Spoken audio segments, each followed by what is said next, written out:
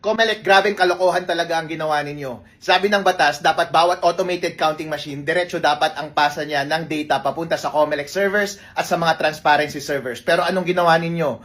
Yung mga papunta sa transparency servers, pinadaan nyo muna doon sa data center 3. Kaya nga pinapadiretso ng sabay sa Comelec servers at sa transparency servers para kapag mandaraya ang Comelec, mahuhuli ka agad ng transparency server. Pero since pinipigilan nyo na yung mga napupunta sa transparency server, syempre, pwede nyo nang dayain yung data na pumupunta sa inyo at nilalabas ninyo sa inyong mga sariling server at pwede nyo na rin i-manipulate through data center 3 yung mga ipapadala ninyo papunta sa mga transparency servers. E di pwede na nating dayain sa gitna. Kaya pala ang tagal-tagal matransmit yung mga papunta sa mga transparency server. At saka ang tagal din matransmit yung mga papunta sa inyong mga sariling server. Hindi ko alam kung anong kalokohan ang ginagawa ninyo sa gitna. Nakita ko meron nga sa aming bayan, nag-manual upload kami. Nakita ko yung laki ng file na ina-upload doon sa mga servers. Napakaliit lang pala. Around 70 kilobytes yung file.